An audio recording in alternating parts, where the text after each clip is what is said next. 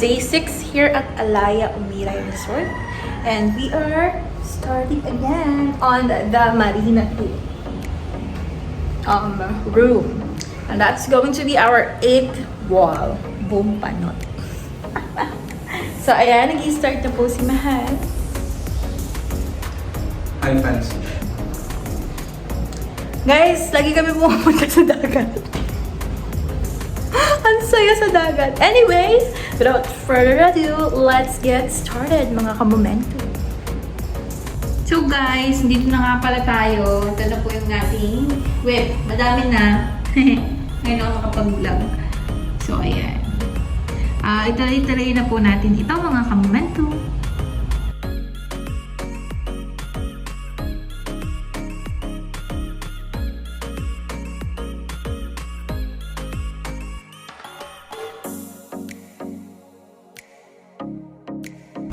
Guys, whip. Malapit na. Boom! Ang ganda. Diba? Yung sinasabi. So, we still have remaining 7 rooms or 7 walls to work out for the suites. But we still have a billiard and dining area to accomplish for the next few days. And hopefully, we can finish our mural painting project here at Alaya Umiray Resort before the holidays. So ayan. So if you will ask when we did this, today is December 15, 2024, and this is going to be our year-end project. And I think there will be another 2 projects that we need to finish at Taytay and BGC, but let's see. Okay, iano ko pa yun, didil ko pa yun guys. So ayan. Ito na yung ginagawa ng ating poging-poging artist. Tingin nga dyan, tingin.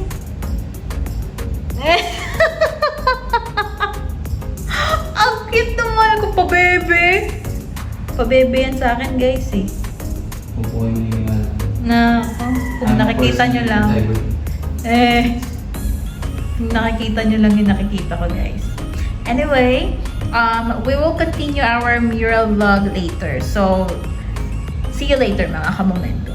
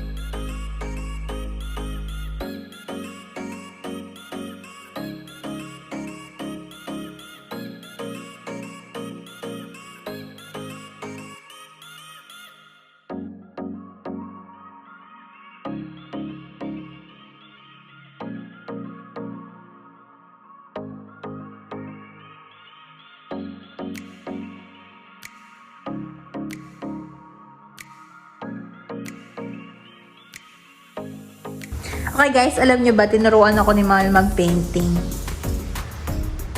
Anyway.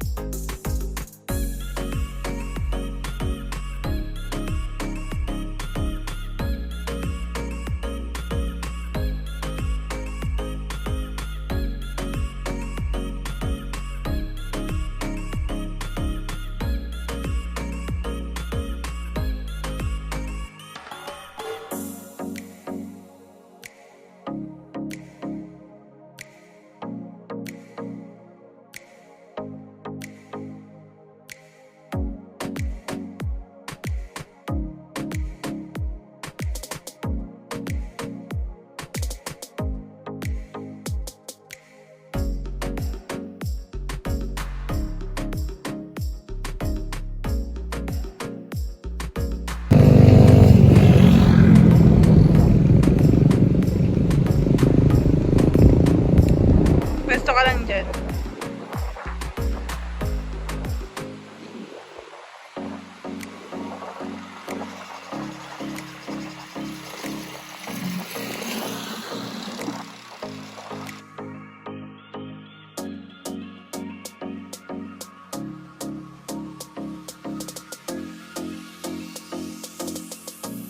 Momentum, so naglalaba nga pala ako. Ang lakas ng ulan. Saan nyo ba yung dagat? Andun yung dagat. Ang lakas ng ulan. So, paano kung makakatapos pala? Yan o. Kasi pang ano na namin dito, pang first week na namin, 7 days na kami dito mga ka-momentum. At medyo nauubusan na po kami ng damit. Kaya, naglaba na po ako. Ito na nga po, nagbabanlaw na ako. And, my goodness, umulan naman. Anyway, nasa likod na po pala po. Kaya medyo magulo. Ano, lakas ng ulan naman. Base naman niya. Ay, naku. Babasa na nga ako. Wala, hindi pwede hindi maglaba guys eh. Kasi ito lang yung pinakalaman ng mga maleta namin eh. Partida, 2 maleta na yun. Anyway, inulan pa ako sa kakainis. Guys, Morning. day 8 na namin dito. Yes. So pa 1 week and 1 day na. At ngayon ay nagpe-prepare po si Mahal ng food ko. May yung billiard, tsaka yung dining. And looking forward kami dun sa ating next. Malalaman nyo yan. Anyway, yan. Yun lang guys. Day 8 na. At sisimulan na po natin ulit yung Alona 2. Guys, wala akong masyadong vlog kagapon kasi naglaba po ako. Anyway, so yun.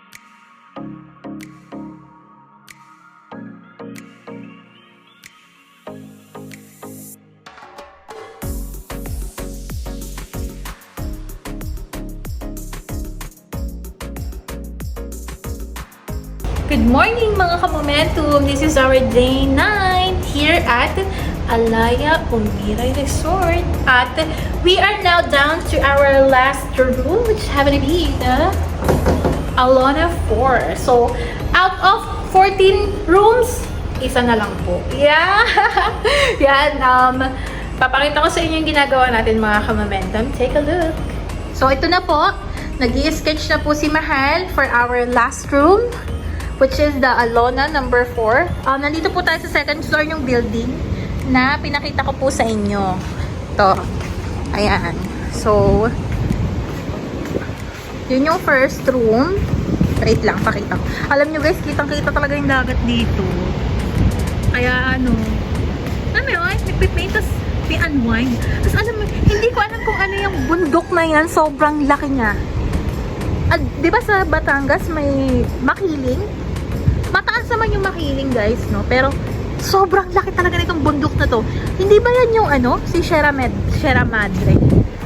Anyway, so ito po, yan po yung ano, Alaya Umiray Resort. Nandito po kami sa building. And natapos na po namin itong Alona 1. Yan yung painting.